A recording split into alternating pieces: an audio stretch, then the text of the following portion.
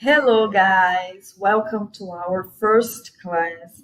It's about text interpretation, interpretação de texto, que é simplesmente essencial para que você faça uma boa prova no inglês para concurso, tá?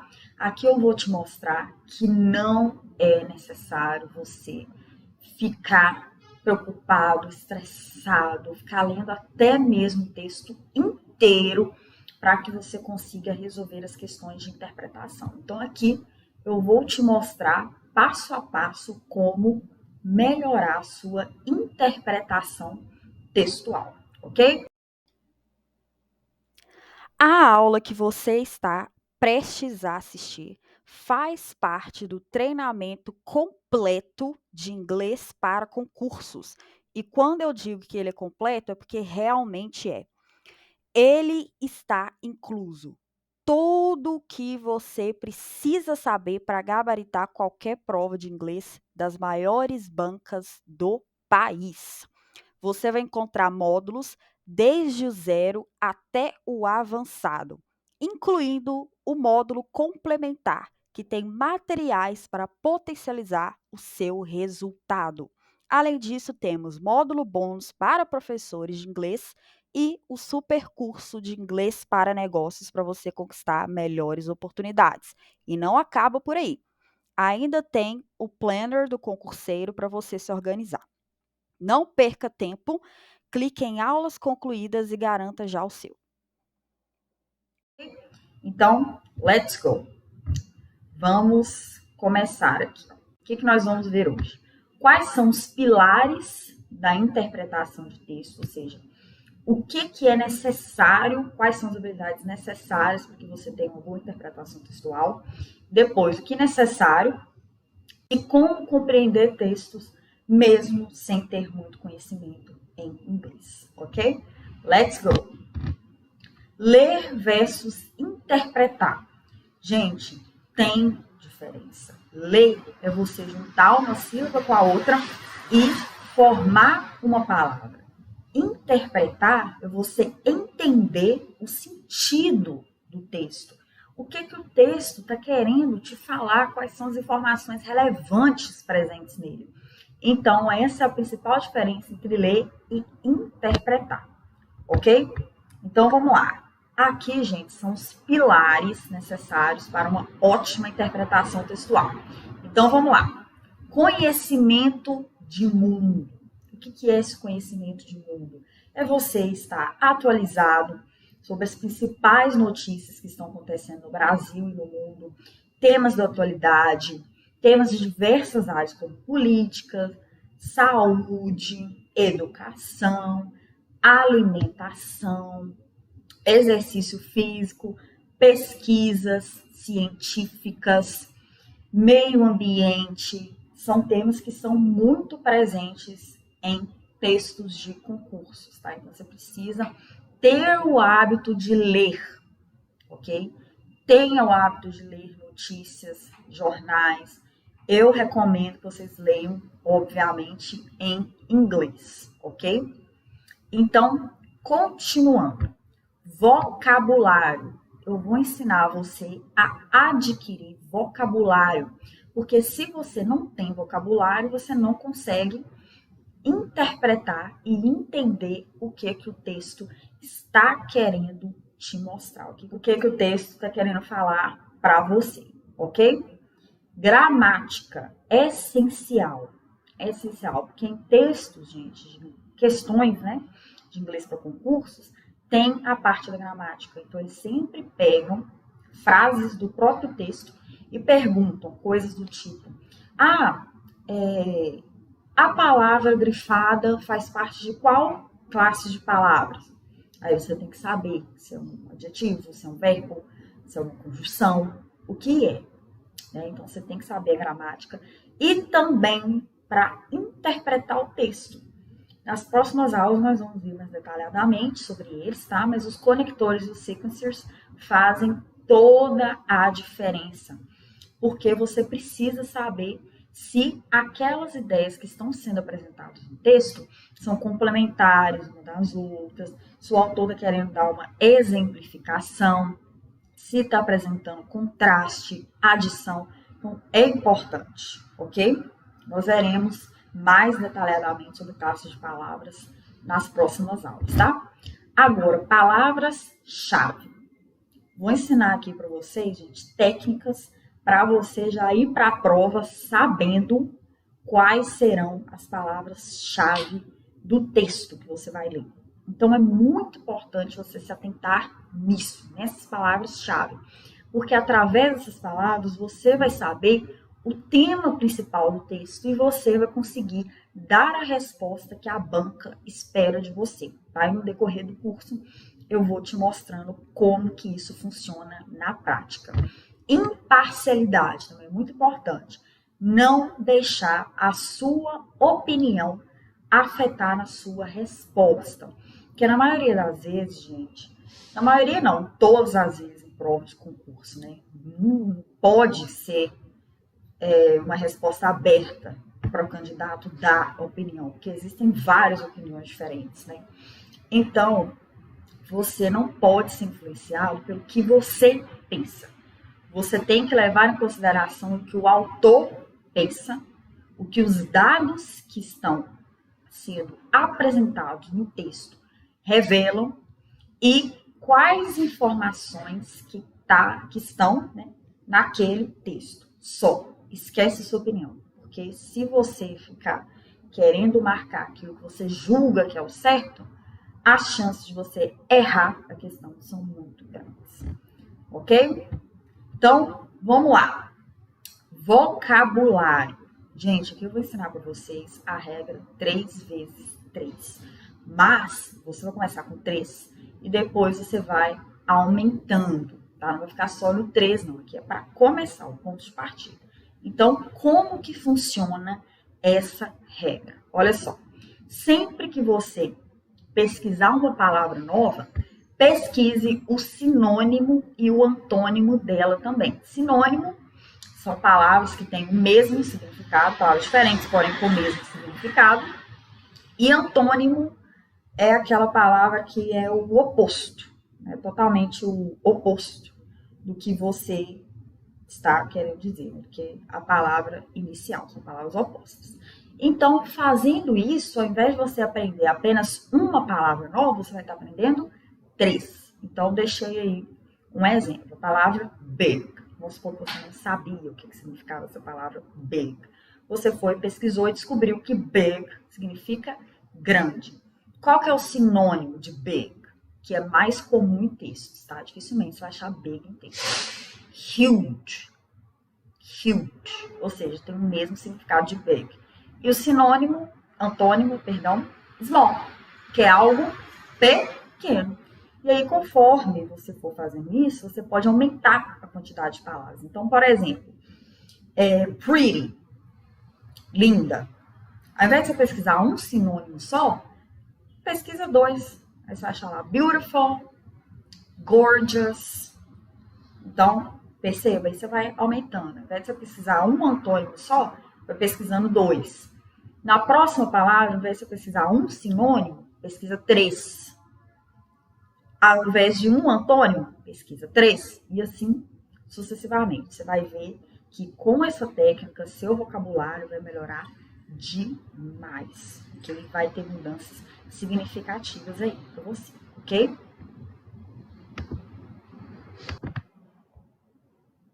Agora, gente, reforçando o que eu já havia dito, tá? Logo no início da aula. O primeiro passo de tudo deve ser ler. Mas não comece lendo textos complexos. Comece de acordo com o nível do seu conhecimento de inglês. Então, se você está bem no início, você não tem muito conhecimento de vocabulário, selecione textos mais simples, como tirinhas, anúncios, histórias em quadrinhos, propagandas, outdoors, e depois você vai evoluindo até chegar em textos mais complexos, como artigos e reportagens. E aí, durante a leitura, circule e anote todas as palavras que você não souber e pesquise. E aplique a regra, a técnica que eu acabei de ensinar aqui para vocês, tá bom? Gente, dica 2. Palavras do texto. Muitas vezes, nós achamos que nós não estamos entendendo bulhufas do que está falando o texto, mas, na verdade, a gente não entende porque no texto estão presentes sinônimos, versões mais rebuscadas de palavras que nós já conhecemos, tá? Por exemplo, olha só, aqui eu coloquei para vocês palavras que costumam vir no cotidiano e palavras que costumam vir em textos. Então, por exemplo, old, ancient, rich, wealthy, important. Aqui não tem E, tá? Important. Significant, grave, urgent, unimportant, ordinary, minor, ignoble, powerful, prime, prominent, eminent. Tá vendo? Então, aplicando essa técnica aqui, gente, quanto mais sinônimos você buscar saber, melhor vai ser nessas situações. Que você vai ter um conhecimento muito mais amplo e vai ter mais facilidade de compreender o texto, ok? Então, pesquise no mínimo 3 sinônimos e para melhorar ainda mais 3 antônimos de cada palavra. No mínimo, tá? Mas, como eu disse, vai aumentando gradualmente, tá? Essa quantidade de palavras. Assim, seu vocabulário irá crescer exponencialmente. Beleza. Agora, gente, ó, conhecimento de mundo é o conhecimento adquirido previamente à leitura do texto. Aí você deve estar pensando, mas eu sei muita coisa de nutrição, sei muita coisa de tecnologia, sei muita coisa de meio ambiente, sei muita coisa de saúde, mas eu não sei em inglês. Pois é, isso aqui, para você fazer a prova de inglês do seu concurso, você vai precisar ter esse conhecimento de mundo em inglês. Mas e aí? Como que eu faço? Eu sei saber o assunto do texto, do que o texto está falando, eu sei selecionar as informações principais desses temas, quando ele está em português, mas se estiver em inglês. Aí que é o pulo do gato, tá? Primeiro, esteja sempre por dentro das notícias e tendências do Brasil e do mundo. De preferência do mundo, muito mais do mundo do que aqui do Brasil. Porque se a prova é de inglês, eles vão pegar textos, reportagens, artigos, notícias em inglês. Então, busque fontes em inglês. Quem sabe, pode até acontecer de uma notícia, um texto, uma matéria que você já leu durante seus estudos aparecer na prova. Aí que o negócio vai ser bom mesmo. Então, quanto mais você fizer isso, mais preparado você vai estar. Outra coisa, tá? Como interpretar textos sem ter muito conhecimento em inglês. Na próxima aula eu vou mostrar isso na prática, tá? Agora eu tô mostrando mais a teoria, explicando para vocês as técnicas, o que vocês devem fazer para se preparar, mas na próxima aula eu vou mostrar isso na prática, para mostrar para vocês, provar para vocês que o que eu tô falando aqui não é abobrinha, tá? Que funciona de verdade. Então vamos lá. Primeiro passo, selecione alguns assuntos que estão em alta e que são recorrentes em texto. Sabe aquela notícia que o mundo todo está falando? Como, por exemplo, no passado recente, na verdade no presente, né? Os terremotos lá na Síria. Esse é um assunto que o mundo está falando, ou seja, é um assunto que está em alta. Então, você tem que estar por dentro desses assuntos que estiverem em alta. E como eu disse para vocês, prova de inglês, o texto vai estar em inglês. Então, busque sempre ler matérias sobre esse assunto em inglês.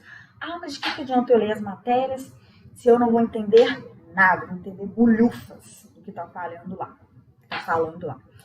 Bom, mesmo que você não entenda a matéria toda, você já vai saber o assunto da matéria. Automaticamente você vai estar absorvendo vocabulário, você vai estar absorvendo palavras novas e o seu cérebro vai começar a relacionar esse vocabulário que você está aprendendo com o conteúdo da matéria que você está lendo, ok? Então, outros exemplos que você pode pesquisar é fome, está sempre em alta, né? Crise hídrica, meio ambiente, pandemias mundiais, economias, conflitos internacionais, né, geopolíticos, estão sempre em alta também.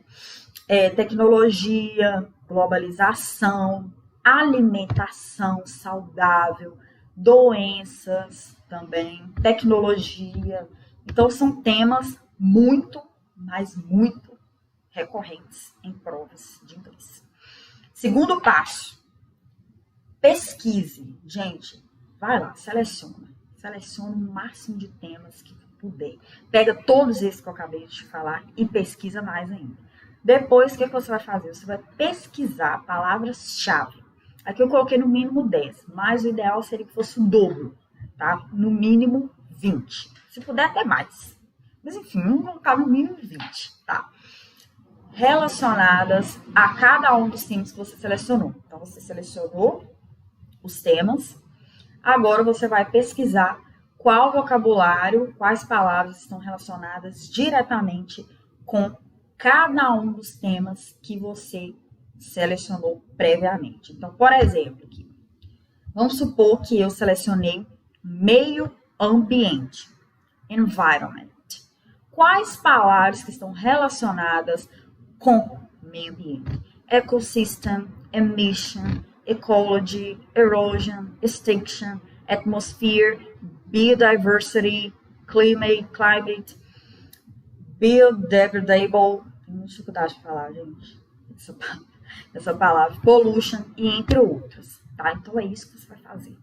Você vai pesquisar sem dó, porque aí, na hora que você chegar, na hora do vamos ver, né, você já vai saber identificar o assunto do texto sem sofrimento, tá?